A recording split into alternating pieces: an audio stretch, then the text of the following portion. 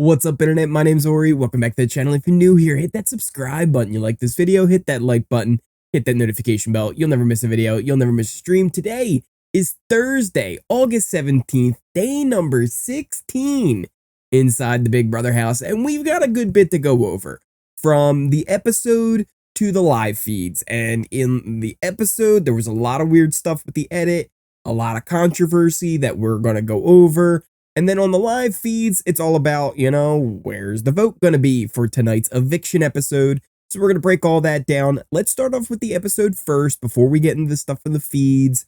So there's not a lot of spoilers. And there's a good bit to talk about. First off, we saw the nominations and how that all went. We then saw a convo that Hisam actually had with Reilly pre-nominations about how he's like, listen, I'm putting you up, blah, blah, blah. But they couldn't really show that before the nominations because it would have just spoiled the episode for everybody. It's like, well, obviously Reilly's going on the block, so there was no drama anymore. But really, the main thing that we need to talk about here on the episode is the veto competition. So we saw how that all kind of took place, and the big thing was it was a competition where you had to listen to an audio clue that would then lead you where you needed to go to finish the task. And Matt was one of the competitors in the competition. And we all know that Matt has difficulty hearing. He's got hearing aids. He has that as a disability. He's a deaf Olympian. He's very well known that, hey, the guy can't hear very well. So maybe a competition where you have to listen isn't the best. Now, some other things to take into account here. One, there was a great article that was put out by EW saying how much they've accommodated Matt and they've tried to make sure that he's good in there. They talked about how before the season, they brought him into the house blindfolded, put him in different places so that they could test the speakers to see how loud they needed to be and how well he could hear them and stuff like that. They also said for this particular comp, they played several different frequencies for him to try and figure out, hey, what kind of voices does he hear best, right? And once they figured that out, that's the voice they used for this competition, and that's what everybody heard. Okay, seems like they tried to do a good job. When you watch the episode, seems like Matt didn't struggle that much. But yet, they only showed the top 3 results of the veto competition. Hisam won, and they didn't show anybody else's results. Matt was not in the top 3. Historically, they usually show everybody's results. They might only say the top 3, but usually you'll see everyone's results. So it felt a little bit weird that they only showed the top 3. Add on top of that, if you've been following the channel and you've been keeping up with the live feed updates, the feeds went down for 19 hours when this veto competition was taking place. We didn't really know what was going on. There wasn't a lot of talk about what was happening. There were some rumors about people getting hurt and all that kind of stuff, which ended up being bogus. But there were some people that kept saying they heard on the feeds anytime the veto was talked about, things were cutting away. I personally can't say I saw this. Trust me, I looked. I tried to find something that would suggest, hey, maybe this is a legit thing. I couldn't find it. I can only go off of what people say. That's why I haven't actually even mentioned it much at all as a possibility, because when I do things here on the channel, I try and make sure, like, hey, it's legit. And all I was able to hear were people saying it was happening. I personally wasn't able to catch it. Doesn't mean it wasn't happening and that people weren't talking about that in the house. Just saying I was not able to hear that or find any clips on Twitter or timestamps. If anybody has any good clips or timestamp that they can send me to where the house guests were talking about how Matt was disadvantaged in the competition because of his hearing, please send them my way just so I can see them. Hit me up on Twitter, post them in the Discord, anywhere you can, because I'd love to see them. I just haven't been able to find them myself. And it just feels like when you take everything into account, you know, maybe there's something to this. Maybe the article was put out there kind of to cover their butt here because they knew this was going to come off bad. The fact that they didn't show the top 3 results also was fishy. Because I was trying to give them the benefit of the doubt here because it's like, all right, well, maybe, right? Maybe it was just a thing where he didn't do that well in it, right? But it wasn't because of the hearing thing. Maybe he just didn't do as well as the others and it was still pretty close. And they were just upset that they felt like this wasn't fair to him, which, let's be clear, really wasn't. When they found out that Matt was coming on the show, they should have said, hey, maybe we shouldn't do a thing where the guy can't hear. Maybe we should do things that are a little bit more visual than hearing reliant. And the fact that they didn't is not cool, right? Like they went through with this competition and him playing in it full on knowing he probably wouldn't do very well in it, or at the very least, it was a question mark on how well he could perform in it. And that doesn't feel great. But on top of that, not on top of that, but as another side of it, I wasn't sure, like, oh, maybe he was just upset that he didn't do well. I know he felt a lot of pressure going into it, feeling that he had to win for Reilly. Maybe he was just disappointed he didn't win. But when you add everything up, it's really feeling fishy. We will never know 100%, at least until after the season. Maybe we'll find out some more stuff. Maybe Reilly will let us know, because that's the other thing. Hisam won the veto. It was not used. We thought we were going to see his brutal speech that everybody talked about, but it really wasn't that brutal. If I'm being honest, it was just kind of like, you're my target and I'm making sure that everybody's going for you. And that seems somewhat standard. Like, that's not that bad. Everybody made it out to feel like it was a lot worse than it really was, but nonetheless, that's what it was. Maybe it was edited again. Maybe this edit was just really weird on this episode. But yeah, that's what it was for the episode overall. Not a great episode, if I'm being honest. It was just kind of there. And it kind of stinks because overall this season's been great. But that's also Big Brother, where you just get some of these like veto episodes. Like, we just know everything's going to happen. Let's just get to the eviction. The live feeds have been more entertaining anyway. Let's just move along. With that kind of ends the episode. We move on into tonight, where we'll see a live eviction. Will it be Cameron? Will it be Reilly? One of them will be going home. Now, that takes us to the live feeds, where if you haven't been following the live feeds and you don't want to be spoiled on anything going on, now's your time to leave. But the big thing that's been happening is all about what's the status of the flip. Flip-Adelphia. Flip-Adelphia. Flip-Adelphia. Flip City, Flip-Adelphia, running wild inside the Big Brother house. And at this point, it's over. So we had it go from, listen, Reilly's leaving, to then Cameron was leaving, then back to Reilly leaving, then back to Cameron leaving, all the way to Reilly is now most likely leaving the Big Brother house tonight. And it's gone back and forth multiple times, but it feels like now is like definitively over. So much so that even America is off the train. Out of nowhere, she comes start making moves, and she talked about how she can see that other side is a type 4, and it really feels like, you know, we can't leave Reilly in the game. This is smart for her, because not only does she see that's a type 4, but I think she also realizes with Reilly gone, who can slide in and kind of take that position? Her, and then she can maybe be part of that 4 a little bit tighter, because she's still playing both sides. In fact, we saw her meet up with Mecole, who I had on my alliance chart here. If we bring that up, and that was not the wrong button. That was the live feeds as they're sleeping here, as you see me recording.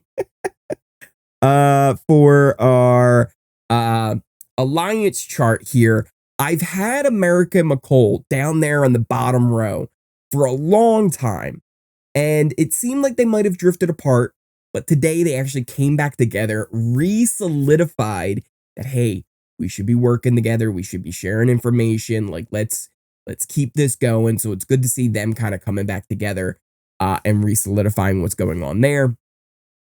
We also had that going on, but someone else was a little bit busy today. Somebody else who's a little bit usually understated and not talked about much on the live feeds, Red, because he actually is on to America, has seen that she's kind of playing both sides because he feels like that's the position he's doing, is playing both sides. He went and told Hisam about this, and he also informed him about how Matt's kind of upset with him. And Hisam just really confused. Why would Matt be upset with, like, I don't know why he would be so upset with me. Oh man, Hisam, I don't know. Maybe it's the fact that you're targeting the girl that he's probably going to end up in a showmance with if you didn't evict her. Maybe that's what's doing it. I don't know. Possibly that's what's going on. Meanwhile, while all that's happening, we've got Cirie and Izzy kind of continuing their moves to try and not just keep the flip off because they've decided they do not want to do that, but also to kind of cover their tracks because now that the flip is off, they've done so much of the legwork to kind of get it going. And somehow what they've done is convince Jag and that side that they didn't work hard enough and the flip failed because they didn't do enough. I don't know. I don't know how they think this is the reality of the situation, but that's how it is. They are even convinced that, like, even still, it's like, all right, the flip is off, but we only really need like one vote. If we can get Cirie or Izzy on board or get somebody else from that other side on board, we can still get it. Not realizing at this point that America, Jared, and Cory are off the boat. In fact, if we bring up kind of our basic alliance chart here, I've got Cory, America, and Jared just on those both sides, right? Because you kind of have to keep that in mind that they're playing both ends. But really, for this vote in particular, they are off the boat. They're going to be voting out Reilly. Red's going to be voting out Reilly. The bye-bye bitches are voting out Reilly. It's just overwhelmingly stacked. It should end up being just 3 votes for Reilly to stay and for Cameron to be evicted. Meanwhile, everybody else should be keeping Cameron and evicting Reilly. Now, you can see here, though, where maybe the other side is still a little bit delusional that they might have the numbers. If they believe that Cory, America, and Jared are on their side, which they do, because even Jared's talking about, like, hey, you know, maybe we can do this. I'll take the temperature of the house and we'll see what's going on, he was saying. If they believe that, right, they would think, all right, we have 6 votes. What do we need for this to actually happen? Because if it's just 6, it's a tie. Hisam breaks the tie, and that's no good. So they were saying that if we could just get Cirie, just Cirie, that's enough, or just Izzy, that's enough. But they can't get both of them because they want everybody involved so that it sends the message to Hisam that, hey, this isn't like us going against you or anything. This is the whole house deciding this. And since they weren't able to get it done, they still think, hey, if we could just get 1 vote. Again, not realizing Cory, America, and Jared do not plan to vote for Reilly. They may actually tell them right before the eviction ceremony. Reilly's fully prepared that she's going to be leaving. She's, you know, been saying her goodbyes. Matt's been very upset and kind of just spending time with her, especially late at night. They were spending a lot of time together. Yeah, it just seems at this point a foregone conclusion that Reilly will be leaving the house. Now, that said, though, there's a couple of other interesting things we could talk about. Because meanwhile, all this flip action was going on, right? It's been so chaotic in that house. I'm not sure that Cameron even has a clue what was happening and how close he was to actually leaving this house this week. I really don't. He's completely oblivious to what's going on in there. Hisam as well. I don't know how he's not fully aware that things were moving. He had some suspicions, but everybody kept kind of tampering them down. So that seems to be that. Two kind of funny notes to end here on. One, we had Jag and Mecole, good old Mimi. Been loving Mimi and her energy inside that house. She's kind of like one of us in there. It feels like she's kind of our representative with all these crazy people in there. She's like the only one keeping things sane. Well, the two of them, both have kind of been keeping up this lie that they're teachers. Jag, kind of it's a half truth because he does stuff with, I believe, the YMCA, maybe he was. He does some stuff, some youth work as well. So it's not 100% of a lie, but he's not an actual teacher. Mecole also saying that she's a teacher. Jag also might have said like he's a substitute teacher potentially, but nonetheless, both of them are saying they have these schools. Mecole 100% does not have a classroom, and they started to get into a talk about how it was such a great cutaway because they cut away real quick. Basically, it got to the point where they wanted to know who had the tougher classroom, whose kids were more tough. And the cutaway moment was when Mecole said to Jag, "My kids would beat your kids." And we cut to another camera. I don't think they wanted Mecole to talk about her fictional children in her fictional classroom, how they would beat up Hisam's fictional classroom. Just a funny little moment that we had from the feeds last night. And then the other thing to really keep an eye on is Jared and Blue. We've mentioned the flirting. We've mentioned the potential there for this showmance. They continue to have more little footsie stuff they were doing, kind of sitting on the couch cuddling. There was even kind of a funny moment where, they're sitting there chatting and Blue looks at the camera and she's like looking at the camera, looks back at him, looks at the camera, looks back at him. Right? Like kind of, well, what's going on? Jared's like, "What are you doing over there?" She's like, "I'm just talking to my friends. Don't worry about it." And then the funniest part was they're sitting there. Jared says, "Man, I wonder what my mom would think about you." No, he didn't. No, he didn't say that. Oh, no. You know how your mom would feel about this, Jared. Anyway, that's all I got for you today. We will have the eviction tonight. Who do you think is going to be leaving the house? Will it be Reilly? Will it be Cameron? Do you think that it's the smart move to evict the person you think is going to be evicted? Should they do the opposite of what you think is going to happen? I want to know all that in the comments down below. Also, who do you want to win HOH going into this next week? Because there's a lot of question marks. People are on all different sides. They got lots of deals going on. Seems like Hisam might be the big target, but could somebody throw a wrench in that plans? Maybe Red, maybe Cameron, if they were to happen to win. Let me know in those comments down below all those things, as well as if you're new here, hit that subscribe button. If you like this video, hit that like button, hit that notification bell. You'll never miss a video. You'll never miss a stream. Check out the links to all of my socials in the description, pinned comment down below, things like my Twitch, Twitter, Discord, the Kick.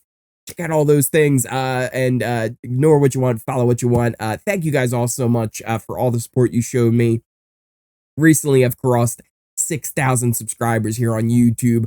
Over on Twitter, I'm now followed more than I'm following, which is just kind of a cool little milestone as well. I can't thank you guys enough for all the support you show me. I really appreciate it. And yeah, we will have a full recap of the eviction as well as the live feeds tomorrow morning. So make sure you are back for that. And as always, I will see you next time.